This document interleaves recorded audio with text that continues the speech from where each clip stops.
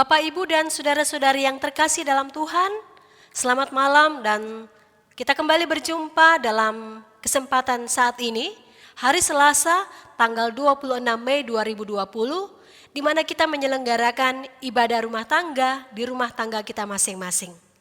Dan pada kesempatan ini firman-Nya akan kita baca dan renungkan bersama-sama dari 1 Petrus pasal 5 ayat 6 hingga ayatnya yang ke-11. 1 Petrus pasal 5 ayat 6 hingga ayatnya yang ke-11. Sebelum kita mengambil bagian dalam pemberitaan firman-Nya, mari kita meminta pertolongan Tuhan di dalam doa. Kita berdoa. Kami mengakui segala kebaikan dan kasih setia-Mu Tuhan, yang sungguh nyata dalam sepanjang hari hidup kami. Hal itu semakin mengokohkan iman percaya dan pengharapan kami kepadamu. Tiada kuasa lain yang kami andalkan selain dari kuasa dan pimpinan Tuhan.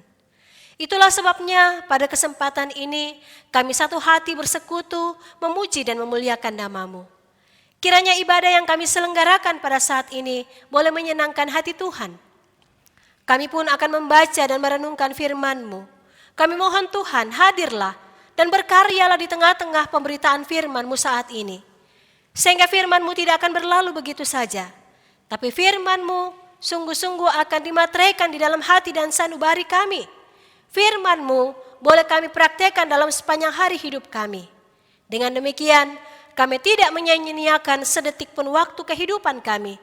Tapi semuanya kami boleh maknai sebagaimana kebenaran firman-Mu yang kami renungkan. Terima kasih ya Bapa, ampunilah segala salah dan dosa kami. Dan bersabdalah, karena kami anak-anak-Mu telah rindu dan siap sedia untuk mengambil bagian dalam pemberitaan firman-Mu.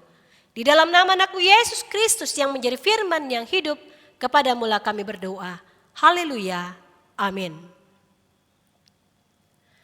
Pembacaan kita pada saat ini dari 1 Petrus 5 ayat 6 hingga ayatnya yang ke-11, firman Tuhan. Karena itu, rendahkanlah dirimu di bawah tangan Tuhan yang kuat, supaya kamu ditinggikannya pada waktunya. Serahkanlah segala kekhawatiranmu kepadanya, sebab ia yang memelihara kamu. Sadarlah dan berjaga-jagalah. Lawanmu, si iblis, berjalan keliling sama seperti singa yang mengaum-ngaum dan mencari orang yang dapat ditelannya. Lawanlah dia dengan iman yang teguh, sebab kamu tahu bahwa semua saudaramu di seluruh dunia menanggung penderitaan yang sama. Dan Allah, sumber segala kasih karunia, yang telah memanggil kamu dalam Kristus kepada kemuliaan-Nya yang kekal, akan melengkapi, meneguhkan, menguatkan, dan mengokohkan kamu sesudah kamu menderita seketika lamanya. Ialah yang punya kuasa sampai selama-lamanya. Amin. Demikianlah firman Tuhan. Yang berbahagia adalah setiap dari kita yang dapat memelihara dan melaksanakan firman Tuhan ini dalam sepanjang hari hidup kita. Amin. Jemaat yang sama dikasih Tuhan, kalau kita mengingat ibadah yang pertama kali kita lakukan di rumah kita masing-masing, itu sejak tanggal 22 Maret 2020. Kalau kita hitung-hitung, ternyata sudah 2 bulan lebih kita melaksanakan ibadah, baik itu ibadah hari Minggu, baik itu ibadah rumah tangga di rumah kita masing-masing. Kita semua tahu alasannya, mengapa kita menyelenggarakan ibadah di rumah. Karena adanya pandemik virus corona. Mudah-mudahan kerinduan kita untuk selalu bersekutu beribadah kepada Tuhan tidak menurun, tidak surut oleh karena virus corona ini. Saudara-saudara yang terkasih dalam Tuhan, kita mungkin bertanya, sampai kapan virus corona ini berlangsung? Sampai kapan aktivitas kita dibatasi seperti saat sekarang ini? Lalu bagaimana dengan pekerjaan kita? Bagaimana dengan usaha kita? Apa yang harus kita lakukan untuk menjawab kebutuhan anggota keluarga kita, anak-anak kita, sementara kita tidak bisa bekerja di luar rumah. Kita tidak bisa berusaha di luar rumah. Dan masih banyak lagi pemikiran-pemikiran yang muncul akibat virus corona ini yang bisa jadi membuat kita khawatir.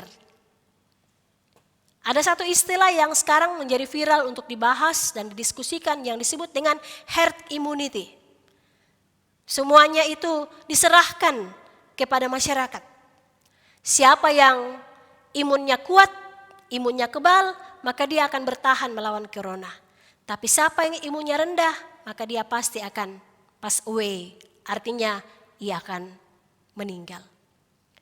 Namun saudara-saudara yang terkasih dalam Tuhan, tentu saja selaku orang-orang yang percaya, firman-Nya selalu mengingatkan kita agar kita tidak menjadi khawatir. Memang kadangkala kekhawatiran itu muncul tatkala harapan kita, keinginan kita itu berbeda dengan realitas atau fakta kenyataan yang ada. Kekhawatiran itu muncul karena tentu saja kita tidak ingin hal-hal buruk menimpa keluarga kita atau menimpa orang-orang yang kita kasihi.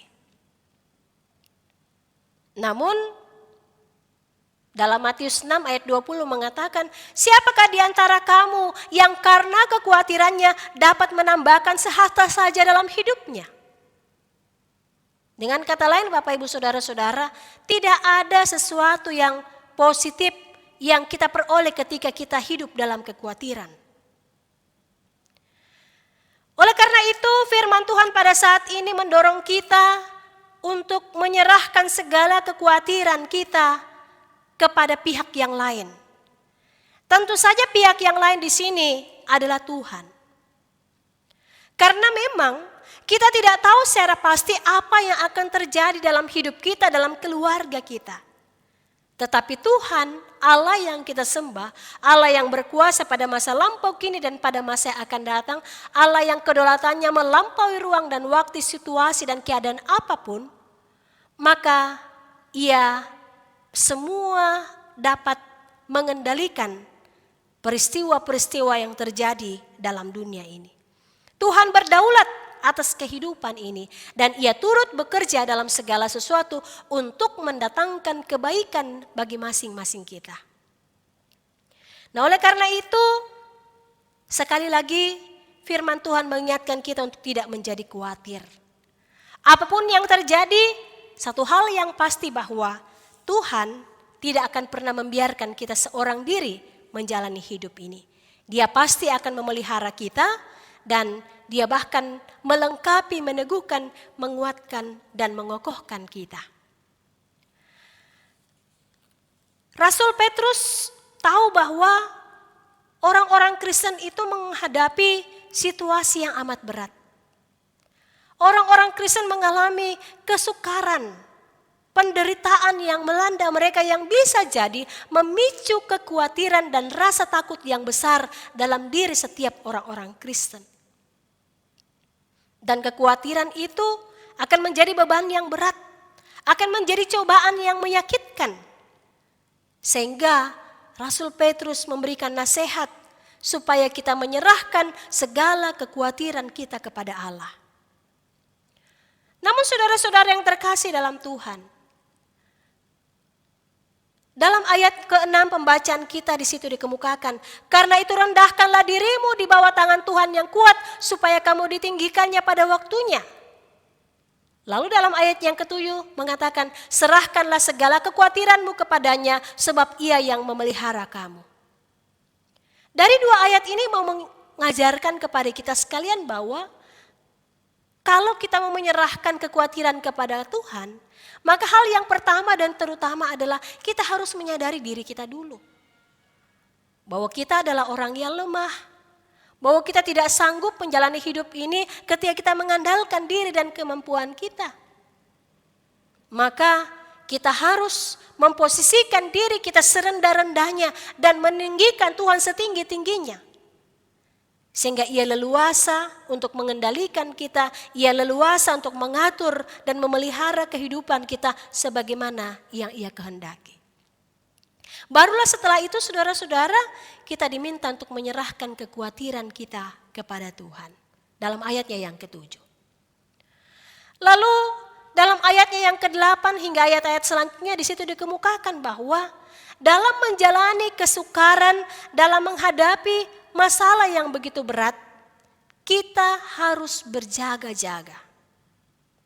Artinya, ada banyak cara yang bisa digunakan oleh iblis, ada banyak cara yang bisa dilakukan oleh lawan-lawan atau musuh-musuh kita untuk membuat kita menjadi terpuruk dalam menghadapi kesukaran-kesukaran di tengah-tengah dunia ini. Ia akan mencari peluang dan kesempatan saat di mana kita lengah. Dengan demikian, saudara-saudara, setelah kita menyerahkan kekhawatiran kepada Tuhan, maka kita tidak boleh lengah. Kita tidak boleh menjadi orang yang lupa diri. Tetapi firman Tuhan mengingatkan kita untuk tetap berjaga-jaga. Artinya, kita tetap melibatkan Tuhan dalam sepanjang hari hidup kita. Kita tetap meminta pertolongan, pimpinan dan kuasa Tuhan dalam sepanjang hari hidup kita. Dan selanjutnya dalam ayatnya yang ke-9 dikatakan, kamu harus melawan semuanya itu dengan iman yang teguh. Iman yang teguh berarti iman yang semata-mata mengandalkan kuasa dan pimpinan Tuhan saja.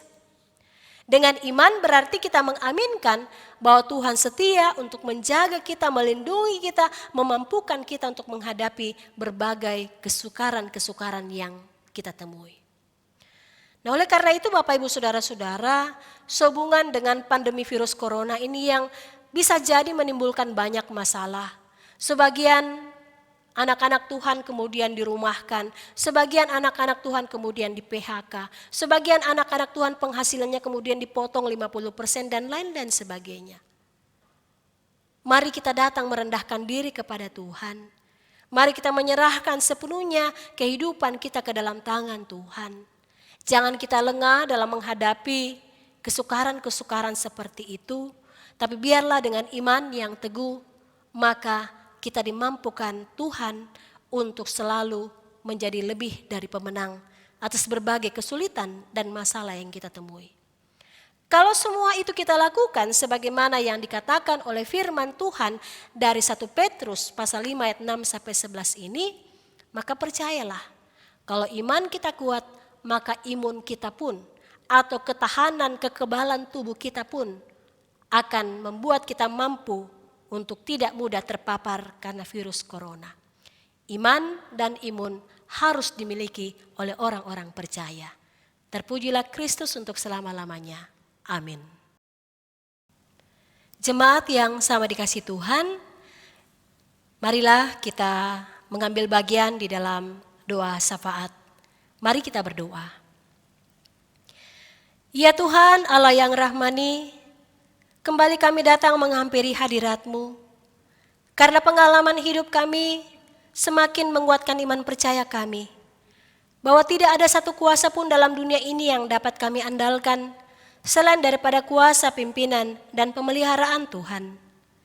Terima kasih ya Bapa, karena kasih setia-Mu senantiasa nyata dalam sepanjang hari hidup kami hingga pada saat ini.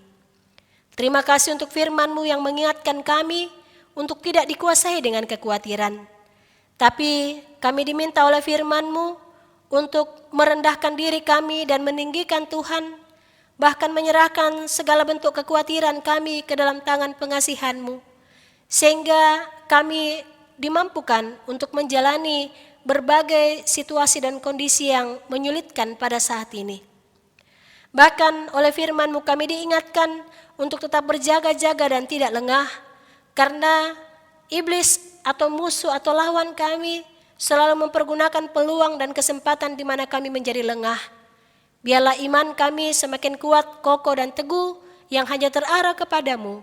Maka kami pun boleh mengatasi berbagai persoalan-persoalan yang muncul, terlebih khusus akibat dari pandemi virus corona ini.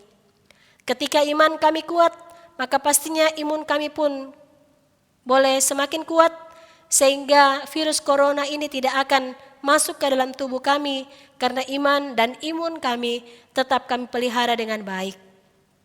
Semoga firman-Mu ini boleh bertumbuh, berakar dan berbuah dalam sepanjang hari hidup kami. Ya Bapa kami yang ada dalam kerajaan surga, kami juga berdoa kepadamu, mendoakan seluruh jemaat Tuhan di Gereja Pok Jemaat Lahiroi ini, Engkau hadir selaku gembala yang baik, yang menuntun dan memelihara kehidupan kami dari hari ke hari. Engkau menjauhkan kami dari segala sakit penyakit, pergumulan, masalah, kegagalan, dan lain-lain sebagainya, termasuk kuasa kegelapan dan hal yang sia-sia. Biarlah dalam damai sejahtera Allah, Engkau yang akan menuntun dan menyertai perjalanan umat-Mu dari hari ke hari. Dalam setiap pekerjaan, pendidikan, tanggung jawab yang ditekuni oleh anak-anak Tuhan, sebagai pribadi maupun sebagai keluarga, Engkau yang akan topang dengan kasih setia-Mu, sehingga semuanya boleh diselesaikan dengan baik, semuanya boleh dikerjakan dengan penuh rasa tanggung jawab, bahkan Engkau Allah sumber berkat akan mensejahterakan kehidupan seluruh umat-Mu. Engkau setia untuk menjawab dan menyempurnakan setiap doa dan permohonan yang disampaikan oleh anak-anak Tuhan. Ya Bapa Surgawi, kami juga berdoa kepadamu untuk anak-anak Tuhan yang mengambil bagian dalam pelayanan di Gereja POG Jemaat Lahiroi ini, baik itu selaku koster dan tata usaha, baik itu penatua, diaken, gembala sidang, kepanitiaan-kepanitiaan yang terbentuk, bahkan anak-anak Tuhan yang mengambil bagian dalam mempersiapkan diri untuk ibadah online, baik itu tim multimedia, kantoria, organis, demikian pula penatua atau diaken yang terlibat, bahkan hamba-Mu, biarlah semuanya itu Tuhan yang perlengkapi. Kami sadar kami memiliki kekurangan dan kelemahan, tapi Tuhanlah yang akan menyempurnakannya, sehingga semuanya bermuara pada hormat dan kemuliaan nama Tuhan. Ya Allah Bapa kami yang ada dalam kerajaan sorga, kami juga berdoa untuk pemerintah kami, bangsa dan negara kami. Biarlah Engkau yang akan tetap menuntun dan menyertai perjalanan hidup kami selaku sebuah bangsa Indonesia. Engkau jauhkan kami dari segala hal yang memecah belah persatuan dan kesatuan negara kami. Bahkan pemerintah kami dari pusat hingga ke pelosok tanah air, Engkau juga yang akan jaga dan peliharakan. Engkau memberikan pemikiran-pemikiran yang konstruktif sehingga kami dapat diarahkan kepada kehidupan yang penuh damai sejahtera. Engkau jauhkan daripada kami segala upaya-upaya segelintir orang yang berusaha memprovokasi, mengkambing hitamkan persatuan dan kesatuan negara kami. Dan biarlah kami selaku bangsa yang berdaulat tetap dapat hidup dalam damai sejahtera Allah, menjadi bangsa yang diberkati oleh Tuhan. Karena meskipun kami berbeda latar belakang hidup, tapi kami boleh saling menghargai satu dengan yang lain. Ya Allah Bapa kami ada dalam kerajaan surga, kami juga berdoa kepadamu bagi anak-anak Tuhan yang diperhadapkan dengan pergumulan karena sakit penyakit, karena urusan pekerjaan, karena merindukan pendamping hidup. Demikian pula keluarga-keluarga yang sedang merindukan anak di tengah-tengah rumah tangga mereka. Engkau yang akan jawab dan sempurnakan apa yang menjadi kerinduan dan pergumulan anak-anak Tuhan, sehingga mereka tetap selalu melibatkan Engkau dalam setiap langkah hidup mereka. Dengan demikian, kehidupan jemaat-Mu semakin hari semakin mengandalkan Tuhan, semakin takut dan setia hanya kepada Tuhan. Saat ini ya Bapa, kami terus-menerus datang berdoa kepadamu bagi pergumulan yang tengah dihadapi oleh bangsa kami, bahkan oleh seluruh umat di tengah-tengah dunia ini. Oleh karena pandemik virus corona, segala aktivitas, usaha dan pekerjaan kami dibatasi. Tetapi kami yakin dan percaya bahwa Engkau turut terlibat untuk merancangkan hal yang terbaik dan terindah atas pergumulan yang kami hadapi saat ini. Oleh karena itu jauhkan kami dari segala kekhawatiran, tapi biarlah kami tetap menengadahkan iman percaya dan pengharapan kami hanya kepadamu. Bagi anak-anak Tuhan yang terpapar oleh karena virus corona, Engkau yang akan sembuhkan, Engkau yang akan pulihkan. Bagi pihak medis, dokter, perawat, bahkan semua pihak yang turut terlibat, termasuk tim sukarelawan yang memberikan pendampingan kepada pasien, Engkau berkati segala bentuk pengorbanan yang mereka lakukan dalam nama Tuhan. Dan biarlah Engkau kobarkan semangat untuk terus melayani pasien yang terpapar oleh karena virus corona ini. Maka kehidupan mereka, masa depan mereka, Tuhan telah atur, Tuhan telah kendalikan. Masa depan mereka adalah masa depan yang penuh kesejahteraan karena berkat-Mu tercurah atas diri dan hidup mereka. Terima kasih ya Bapa. Inilah doa syafaat yang kami sampaikan kepadamu. Kiranya Tuhan yang menyempurnakannya. Ajarlah kami untuk selalu memperbaharui diri kami seturut dengan kehendak-Mu dalam pikiran, perkataan, dan perbuatan kami, sehingga nama Tuhan yang dipermuliakan. Kami akan mengakhiri doa syafaat ini dengan mengucapkan bersama-sama doa Bapa kami yang berbunyi sebagai berikut.